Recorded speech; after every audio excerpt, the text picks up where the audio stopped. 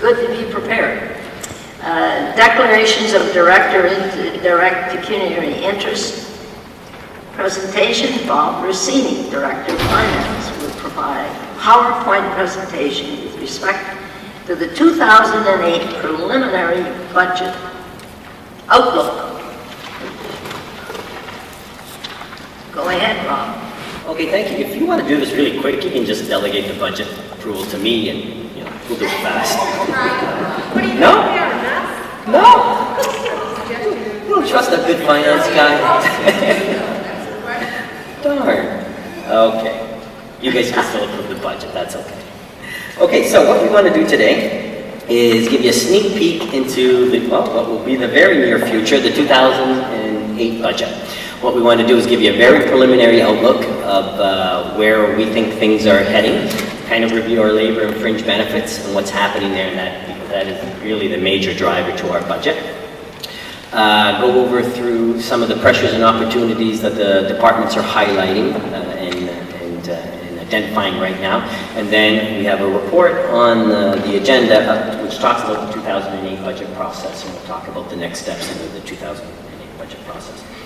What I want to first emphasize is that this is very preliminary. A lot of the things haven't gone through full departmental reviews yet, and certainly most of the things that will be identified haven't even gone through a full LT review. But this will give you kind of a look and feel and a flavor of what's coming at us for 2008.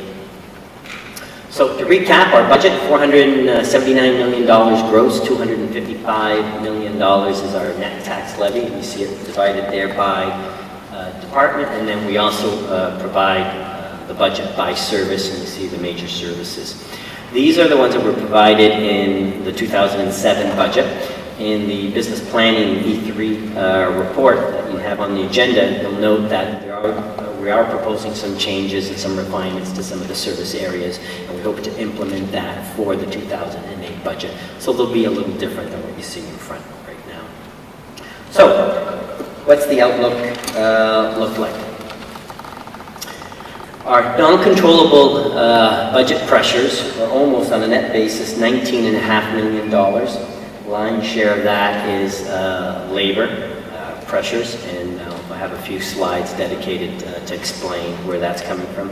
And then we also have some contract increases. We also have some utility cost increases, primarily diesel, and I'll show you those later on.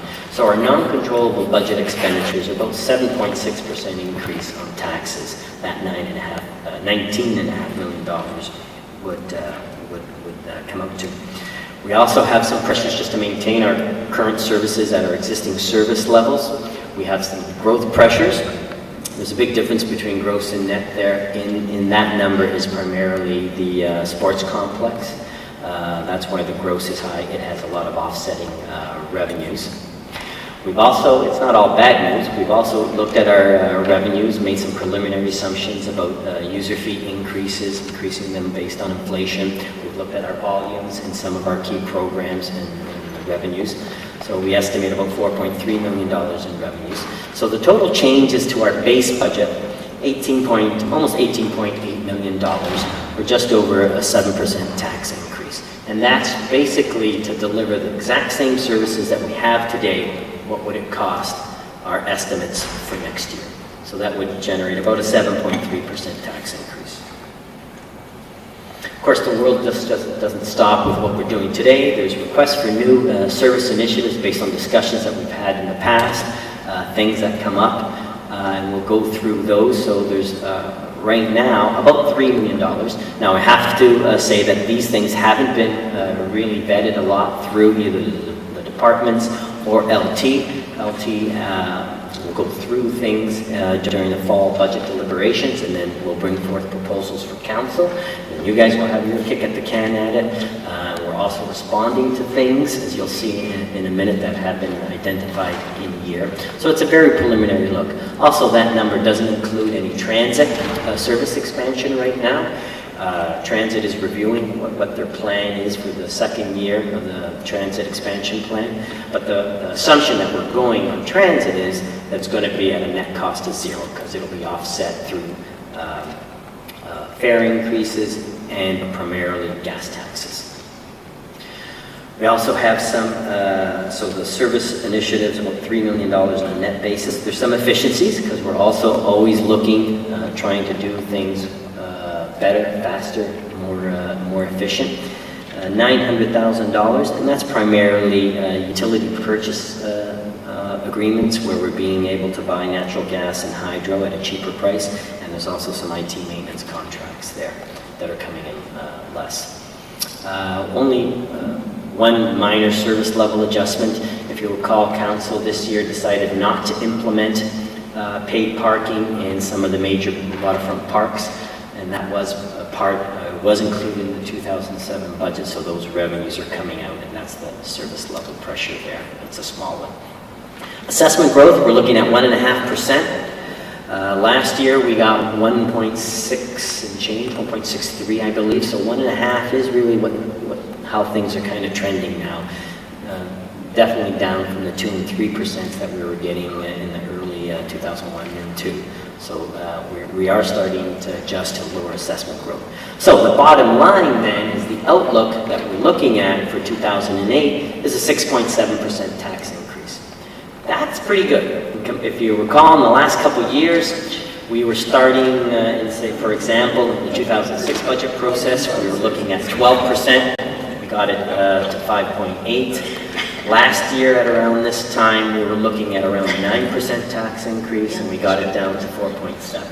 So as things go for this time of year, it's a little better than what we were facing over the last couple of years. And stop me anytime if you have a question.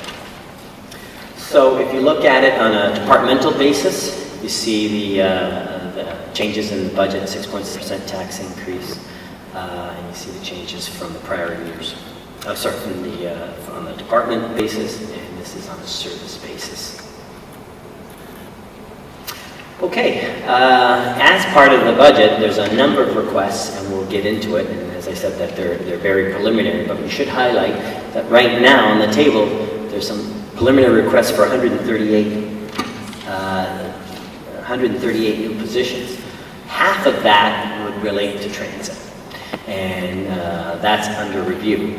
The non-transit positions, they break down as follows. There's about 18 that are related to advancing the city's future needs as the city matures. There's a number of positions there dedicated for planning services, traffic services, parking management, and whatnot. There's also 13 positions in there to maintain existing services across the city. Demands are increasing, and it's getting increasingly harder to keep up with the number of projects and initiatives that are on the go. So there's some positions there that have been identified. There's also 7 positions that are growth related, 3 in fire, a couple in rec and parks, positions there as the city is still growing, albeit at a slower pace, but it is still growing.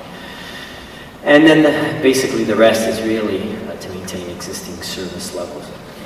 There'll be some more information later on in the presentation on some of the staff requests and the services that are generated. So let's talk about now our labor budget, labor and fringe benefits. 2008 is a critical year, and because of, as you see in front of you, we have all our union agreements expire either in March of this year. Well, actually they have expired. But the biggies, we have ATU, transit expiring in September, at the end of September, and fire at the end of December. Those will have important impacts, not just on the 2008 budget, but will have impacts, especially the transit and the fire, because they expire late in the year, will have big impacts in the 2009 budget process. So what are some of our assumptions that we had on labor and fringe benefits? These are very preliminary figures. We haven't done our detailed reviews. That will happen as the departments put together the detailed budgets, and then we work on detailed salary worksheets and our analysis of those. So this is preliminary, and they will be changing. But we're looking at an adjustment based upon market rates. And so HR in particular will be tracking what's happening out there in the various groups for fire, for transit, what's happening in public sector salaries and private sector salaries, and we make some assumptions around those and we build those into the budget. Our PMP, or Performance Management Program, we've looked at our average cost, and it's about 2.5% a year, so we've made provisions for that.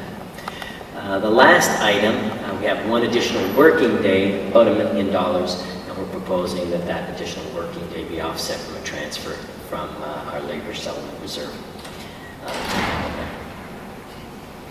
Salaries, it is a big chunk of our budget, as I said. $331 million is our labor cost. That's full, part-time, contracts, benefits, pensions, everything.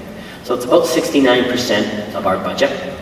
And the largest chunk of that, 79%, or almost $259 million, is the labor, salary and wages. And then the rest are fringe benefits, which are now almost 16% of our labor costs.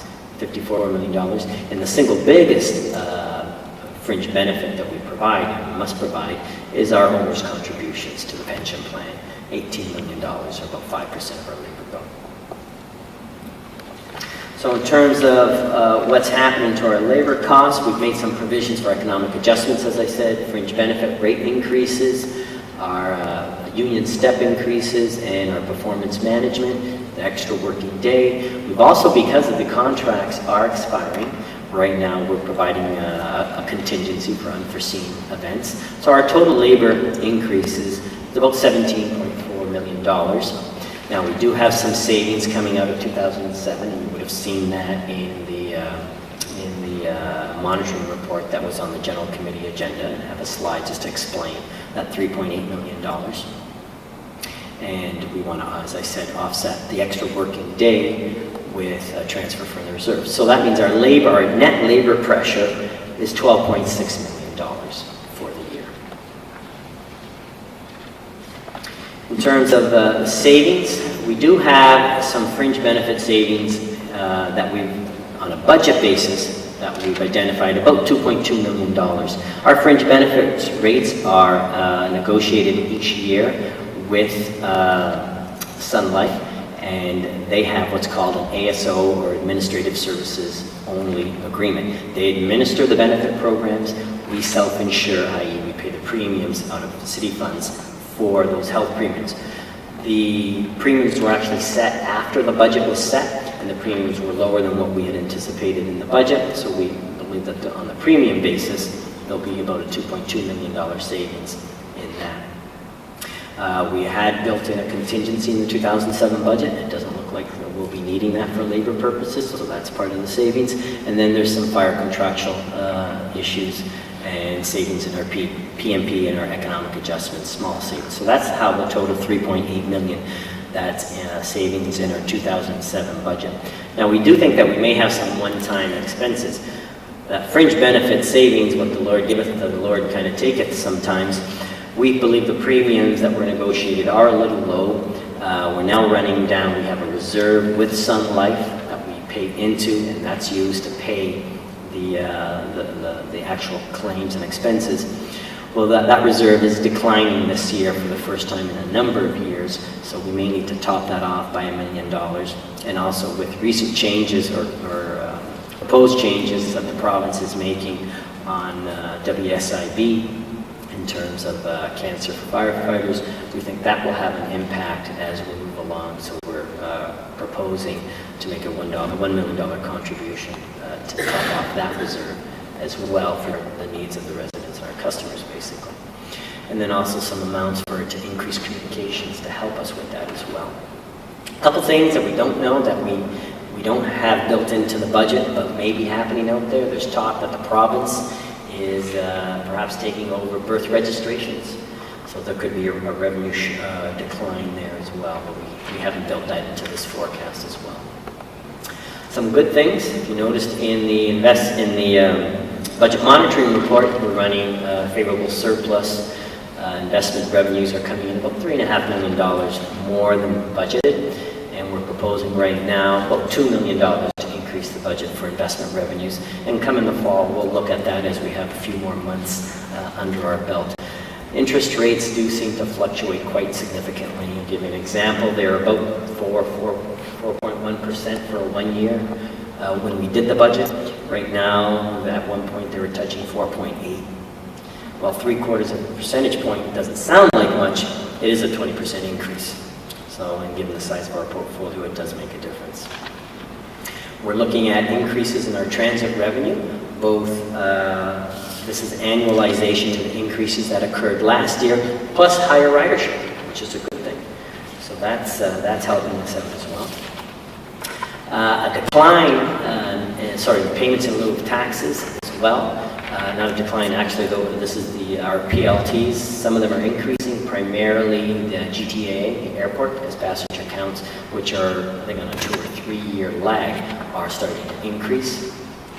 What we've also built into the budget is a 2.5% inflationary increase in recreational fees. So we've got that. We do have some utility savings, basically in natural gas purchases and buying off-peak hydroelectric power. We've built those into the budget as well. And it's IT maintenance savings that we talked about earlier, part of the efficiencies. So in terms of some of the new services, we have a great big to be determined under transit. Martin and Bill and his crew and team are still looking at what to do in terms of what service expansions and what proposals to come forth and to bring to council. The one assumption is that it's going to be offset by provincial gas tax revenues. Now we know, though, based on the transit plan that we brought forward to council last year and was included in the 07 budget, the provincial gas tax revenues are going to run out, and in around 2010 we are projecting a fairly significant increase, tax increase. I think the projection was 2% just for transit after that money runs out. So we are looking at ways of trying to stretch our gas tax revenues by substituting perhaps with maybe a little more aggressive transit fare increase. Again, those proposals will be brought forth to council. There's a number of new planning initiatives and studies, and in this area I want to really emphasize that it is very preliminary. There's provisions to increase some base consulting costs, traffic studies, district and community planning studies, and the staffing that will be needed to support that. All that is what to do in the city center. Also working with the pay and display, we want to get into some more higher levels of service for parking management. So there's some proposals there to do that in terms of bringing in someone to manage the parking program, develop some policies, and then all that then go to council. And in terms of how are we going to, as a big city, as a big maturing city, going to manage our parking. So there's some funds in there, $166,000. And there's also some revenues that offset some other costs. In terms of where do we stand, how did we end up in 2007 in our budget? So you can see we're kind of middle of the road this year. The city of Mississauga, just our portion of the tax bill, 4.7% increase. And I want to kind of reiterate the fact that was really a tale of two things, two increases. One was our base operating budget, which was at 3.2%, very well in line with inflation and one of the most competitive tax increases that you'll see around in terms of the GTA, and then 1.5% our additional investment in transfer to capital. So, there were some places, some single tiers, in particular Toronto, Hamilton, which were lower than us, and some GTA municipalities that are facing some big pressures. Brampton, high growth, and Burlington, actually the exact opposite. They're nearing build out as well, and they had over 7.1% tax increase. If you combine the city and the region, in Mississauga, we're actually down there at around the low end. So when you look at the total tax bill, and that's what the taxpayer looks at, we were actually very good. So that's where we're coming from in 2007 to put our tax increase in perspective.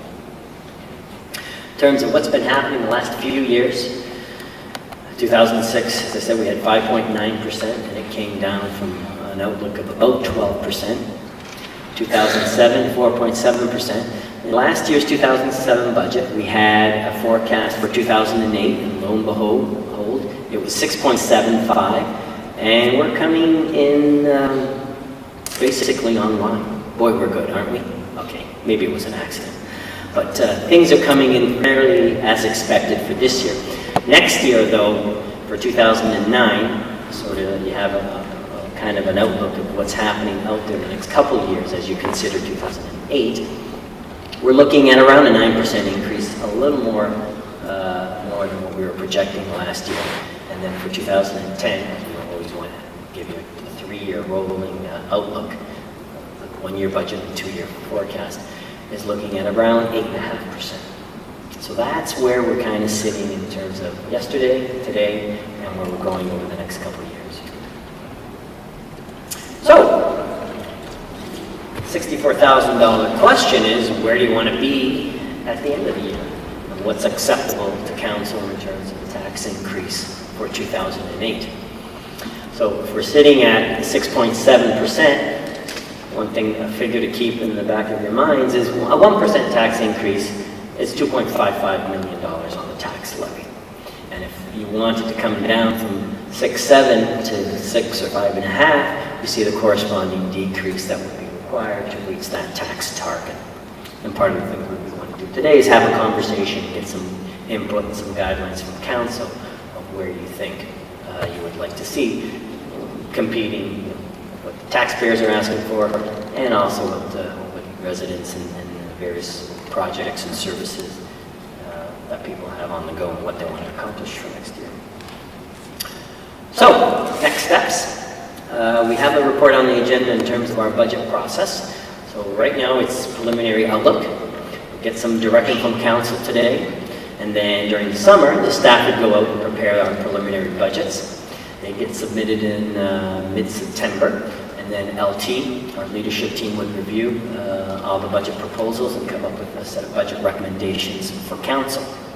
What we're proposing, something a little different this year, is that in November, what the report proposes is we set aside 2 budget committee meeting dates, I believe they're full day meetings as well, where we would go and do by major service area, highlight and do presentations on the budgets for those services, so you can get a good feel in terms of what the preliminary budgets are, what the service implications are, and what are some of the cost pressures and what are some of the new initiatives that are going on. And at that time you have more information on each service and a little better feel about what's going on. If that was then all okay, we would then go ahead in late November print the budget book, and then have, again in December, go back to our normal time frame. Last year we were a little later. This year we want to go back to our normal time frame where we have our budget committee meetings in December. We set aside 2 dates for that, December 4th and December 10th. That's where council would consider the budget and approve it, or if we needed more meetings then we could also do that. And then final council budget approval would happen sometime in late January after we have the mayor's budget show. And we have that scheduled on Rogers TV. So that's basically the process from here on in terms of where do we go in terms of finalizing the 2008 budget. And that's that. Thank you. Well presented, as you always do. Councillor Prentice, first speaker. Well, the slide you showed us ending everything within the city in terms of city services.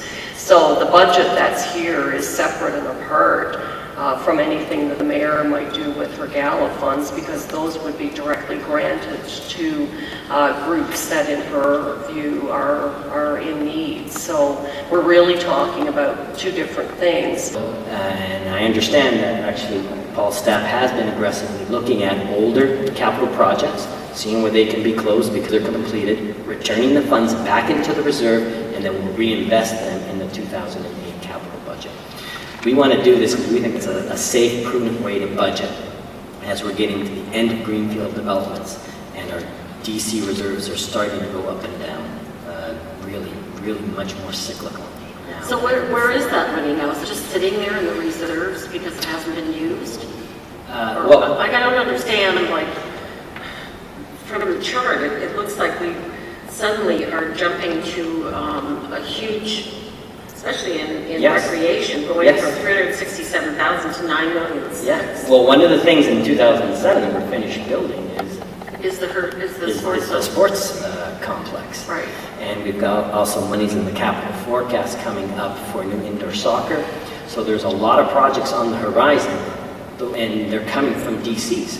And what we don't want to do anymore is have to wait for revenues coming in 2008 to pay for 2008 projects. Right, I understand that. So what we want to do is cut it off. We're going to use last year's revenues for the year that's coming up.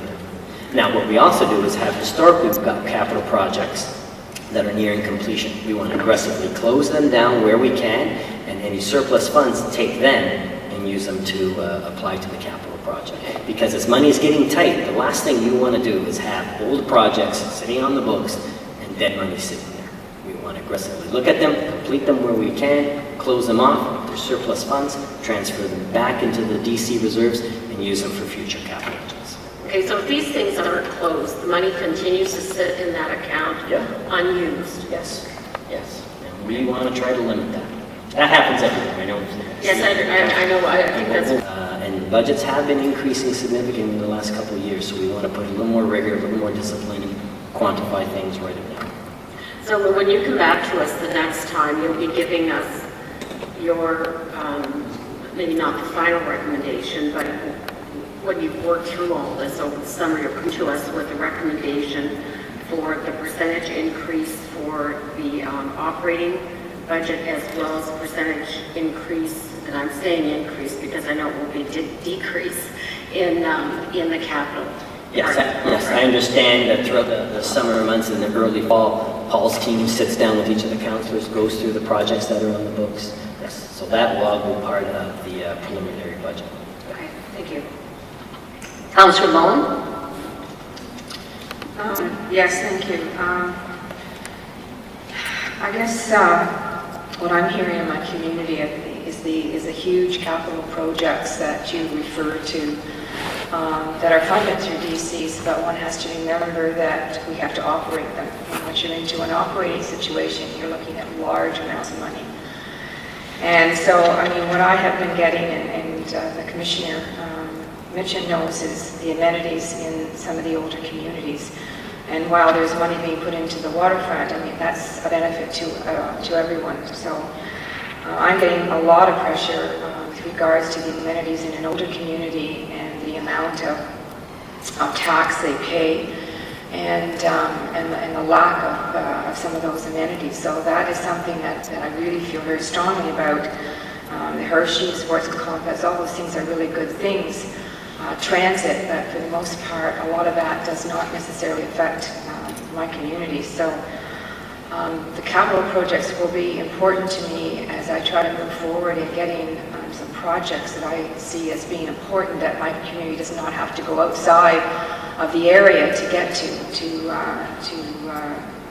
facilitate their needs.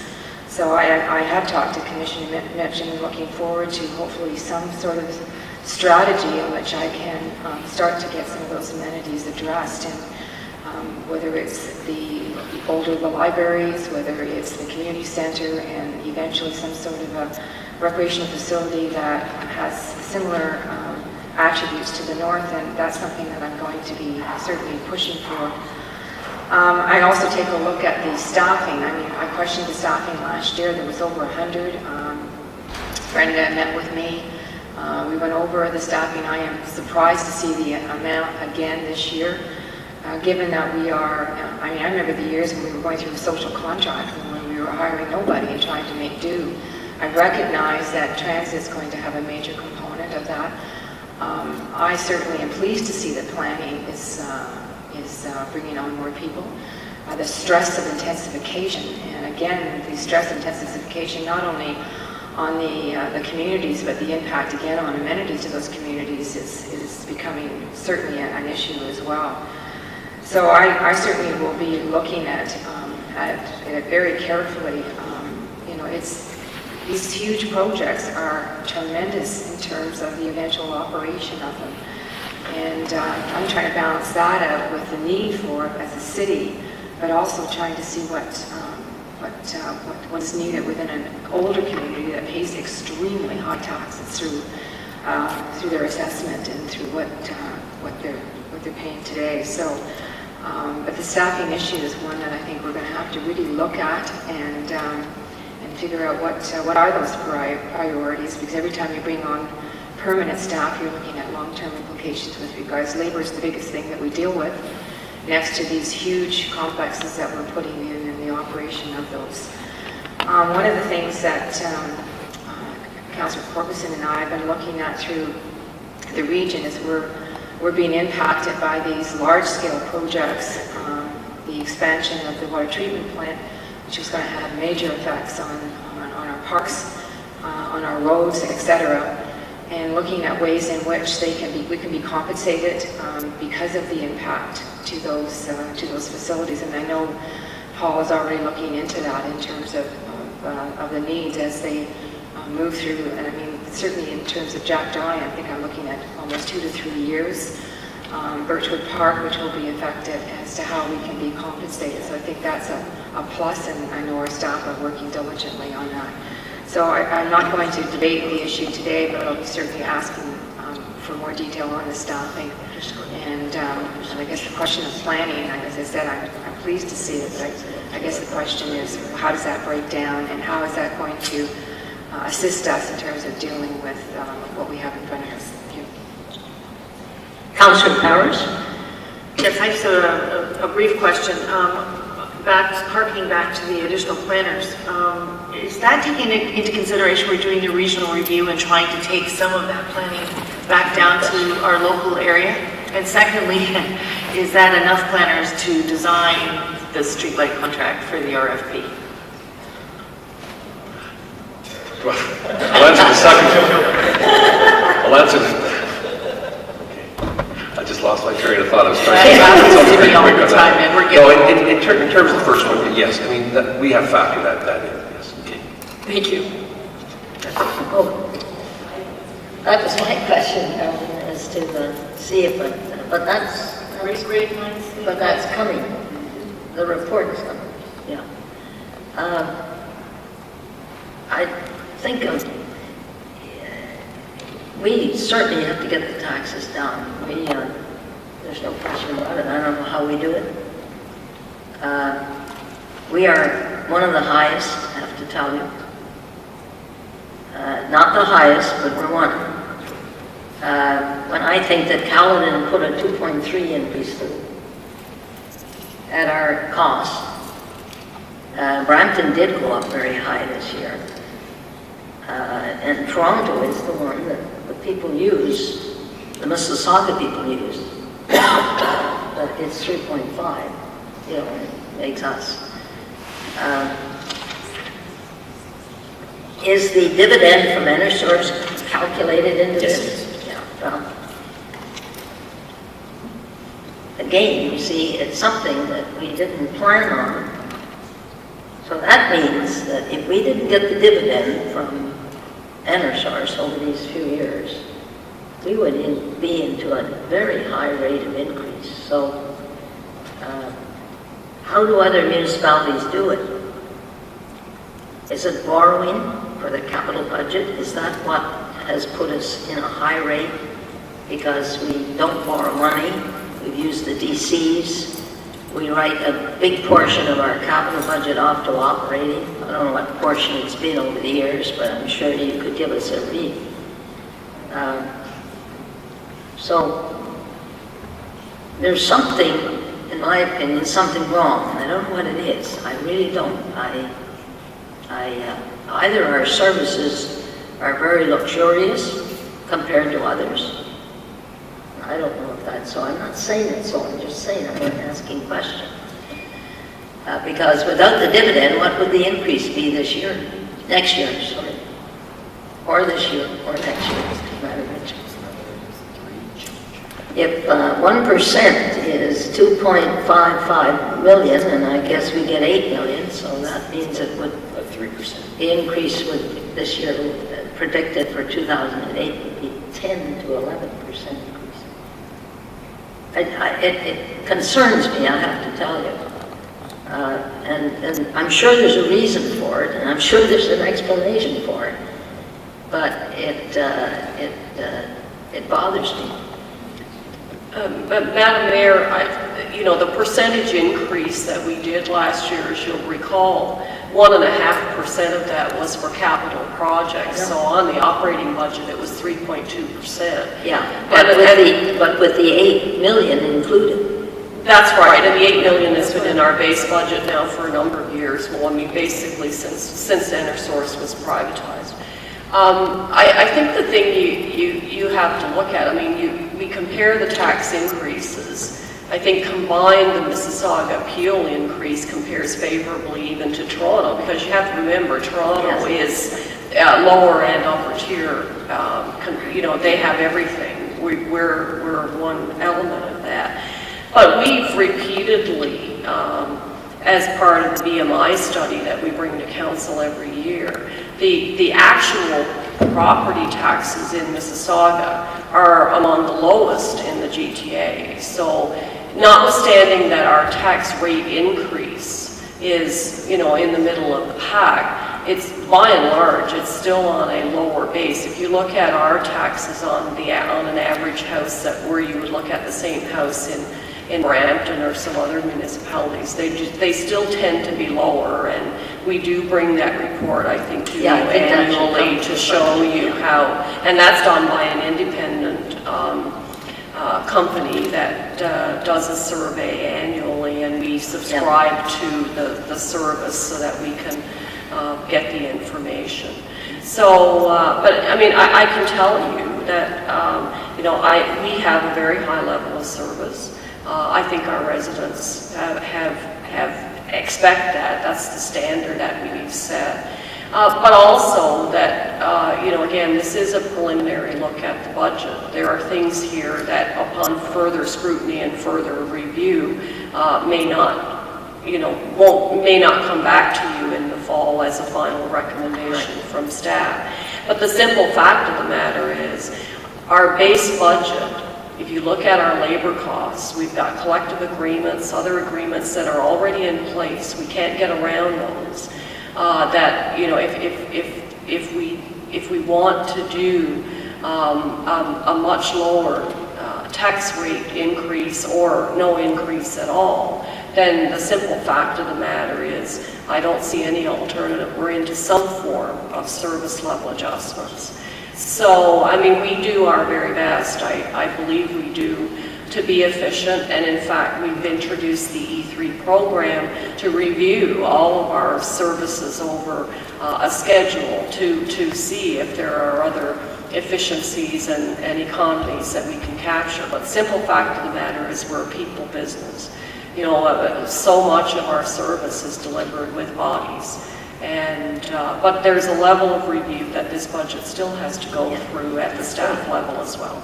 Is there any way, and would it be too difficult or too time-consuming? Sometimes we ask for things that really is not beneficial, but would it be too difficult to compare the level of services with 3 or 4 other municipalities, and I don't know which one I would choose?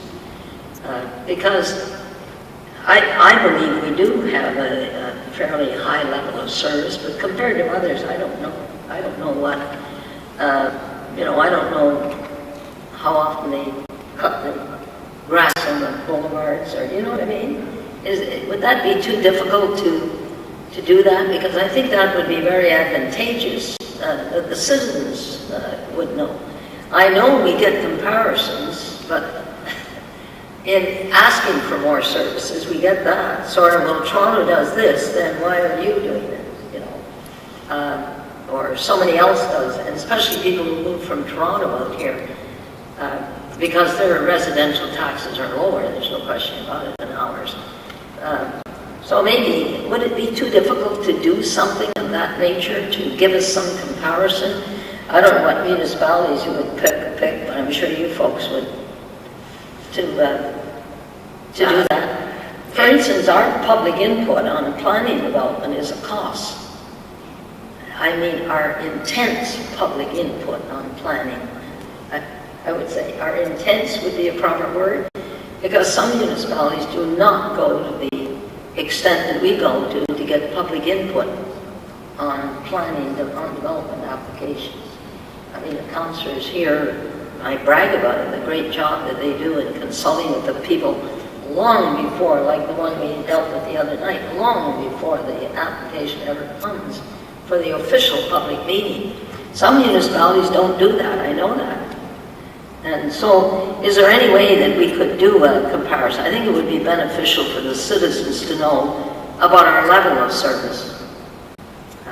I mean, I think there are certain things that you can benchmark, but quite frankly, something like the degree to which they have public input and how much staff time, that would be extraordinarily difficult, quite frankly, to get another municipality to calculate for you to provide. I think that's part of the dilemma, is if you're going to go out and do that kind of a detailed service comparison, you can only do it by contacting the other municipalities and saying, do this, do that, do the other. And I mean, there are benchmarks that we've done in the past and we've brought to council, like, the square foot per capita of recreation space, or,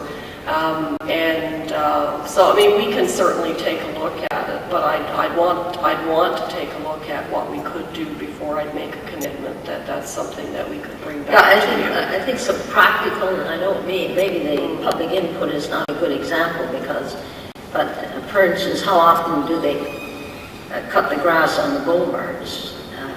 How often do they, there's some very practical ones, very, very much up to date. We compare garbage collection, we can do that at the region quite easily. It's either 3 bags, or it's 2 bags, or it's 2 bags plus charge, etc. Because I think as we go into these tax increases that you're projecting, and especially in 2009 and 10, which is an election year, by the way, for council, 2010, right? I think that it's pretty important that we try to have some, is this report that we give to the province, is that of any help? The FYR is strictly financial. It doesn't include any information with respect to service levels. Well, it's something for you to think about as to, and I don't mean doing an in-depth study, but are there some ones you could pick out that, by the way, the citizens would be interested in? I mean, I don't think they'd be interested in how much public input we have. That would be of no use, that Markham only has 1 meeting, we have 3. But in regard to the services that affect their daily lives, might be of interest, to see what type of service. And then, of course, you got to guard against what is at the regional level and what is at the local level, because in York and Durham, they've taken over transit at the regional level. Halton hasn't yet. I don't know when that will occur. So it is. So if you could, I think it would be helpful as we look down the road. We'll see what we can do with that. Councillor Parrish? I just wanted to make one comment based on what you said. I always think it's a mistake to compare us to other cities. I think we run one of the best cities. I'm only late on council, but you, Madam Mayor, and the council has been running one of the best cities in the world. What the 1.5% did last year was it put money away so that when we get lead in our pipes or we get some crisis in the future, we've got a fund built up to deal with it. You look at Toronto, they've been collecting garbage from back lanes at rich houses, but they've got lead in the water that they're feeding their kids. So I don't particularly want to compare us to Toronto. The other thing that's happening, or any other municipality, I think we have to have some faith in the staff that they're going to give us the best budget recommendation they can. We've got to look at it critically, cut where we think it can be cut, and keep where it can be kept. And I don't care what Brampton does. One of the things that people, and I don't know how you get it through their heads, is that 600 million Toronto tax that's been sucked in every year down there. The rubber's hitting the road. And they're starting to bring in all these taxes that the province gave them the power to put on people. I can't remember what the word was. I'm tired. I've got a new puppy and I'm up all night. But what it's done is it's going to keep their percentage increase down next year, but they're going to be taking taxes from various services that aren't going to be figured into the picture. So next year you're going to see even lower tax increase in Toronto. But people are going to be paying at the liquor store extra money. They're going to be paying for land transfer. They're going to be paying more money for card licenses, and that's the way it should be. It's about time they carried their own weight. So I think this, it's a fabulous idea to look at the level of service that other municipalities give, and that puts us in a good position to decide what level we want to give. But I'm very proud of this city. I think this council, and a lot of you have been here for a long time, have done a really good job. And I wouldn't want to be a Toronto councillor For instance, Councillor Adams brings up the fact, she brought it up when she first came on council, and we decided not to do it, that we remove the windrow in front of driveways. And she came with the fact that Vaughan does it, and I think somebody else, you had researched it. We looked at it and also studied the problems. And then flip back onto this one, because it's different. You remember we looked at whether we do it or we contract it out. So I think it's the third tape. So we did an Went to in-depth the study fourth, on it and used decided that. not to do it. And now, they're still I think budget committee. comparisons sometimes And helps here's the us tie. in selling something. When we go out I have a letter right now, a request that he just got his tax bill and he's very upset with his taxes. He feels that his salary hasn't gone up and he named it, so I have to answer. And you got to draw some comparisons, and they use Toronto's tax increase to compare to ours. That's the unfortunate part. They don't use some of the other municipalities, but they use Toronto. And Toronto's only went up 3.5%. Well, the way Toronto operates and the way we operate is altogether different. There's no connection between tax increases, in my opinion. But there is a connection in level of service that I think people understand. And Madam Mayor, as you know, oftentimes when we bring corporate reports forward on issues where we're looking at a service, there will be comparisons. So I mean, on a service, on an individual basis, I know staff are looking at their comparators quite regularly. But I think what the interesting thing, if you look at the chart that Rob has up there, the combined Mississauga Peel increase is less than Toronto's increase.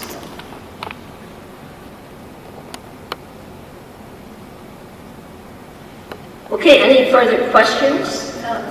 George, I'm sorry. Just a little bit of good news for you. If you allow me, maybe if I finish.